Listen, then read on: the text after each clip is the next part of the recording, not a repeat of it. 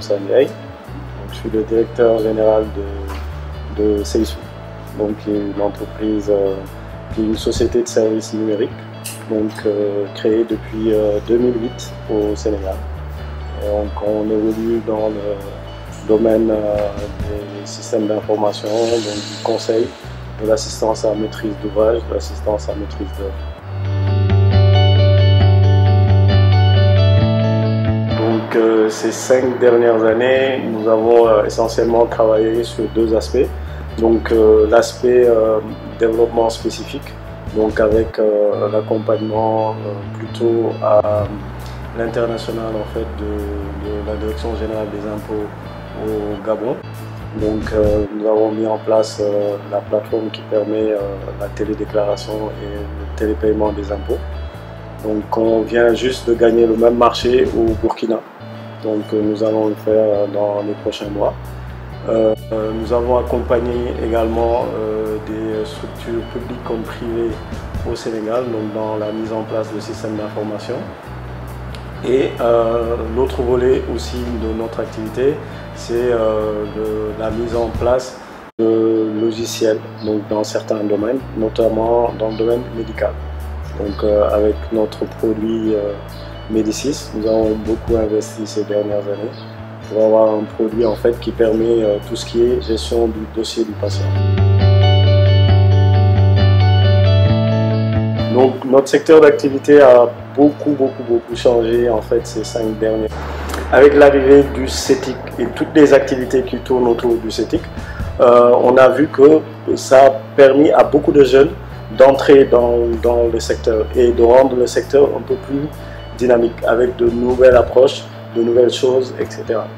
Et donc l'impact de cette évolution en fait de l'écosystème a permis également à tout ce qui est financier de mieux s'organiser. Donc les gens commencent maintenant à vouloir participer en fait à l'essor en fait de l'économie numérique. Donc en tant que CSO en fait on essaie de voir comment avec cette nouvelle dynamique on pourrait mieux s'internationaliser. C'est-à-dire qu'avec la place qu'a le Sénégal un peu au niveau africain, dans ce secteur-là, on essaie de mieux vendre en fait nos différents services à l'international. Et au niveau interne, on essaie de mieux voir comment utiliser les services financiers pour développer un peu plus l'entreprise. En fait, je pense qu'il faudrait faire une étude beaucoup plus poussée pour voir le vrai poids du secteur. Et je pense qu'on pourrait voir que les choses commencent à vraiment changer. Le projet qui peut être, qui m'a le plus touché parce que ça a changé ma vision de l'administration, c'est un projet qu'on a eu à faire vers 2009.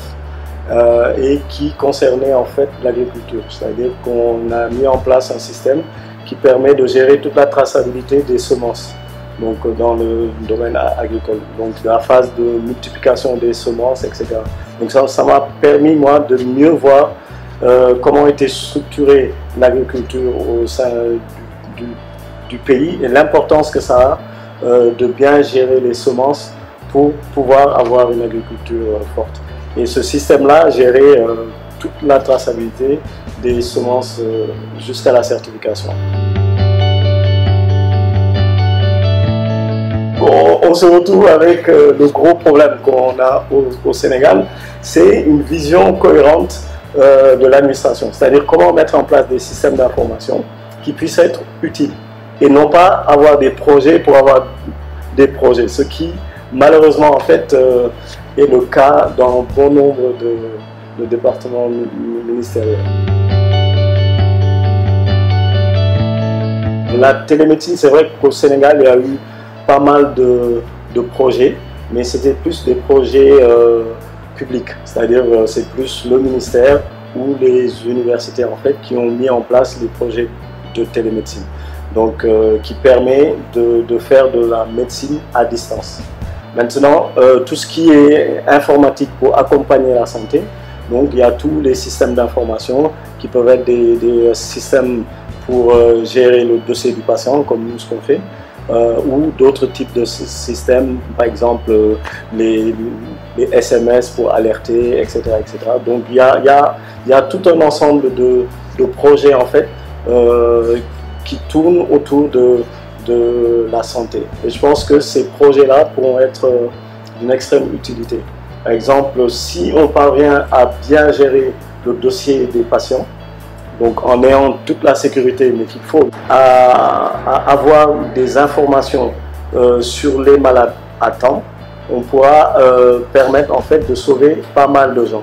C'est-à-dire qu'actuellement dans le domaine des urgences, mais par exemple, il arrive parfois que beaucoup de patients décèdent en cours de transfert parce qu'on n'arrive pas à trouver une place.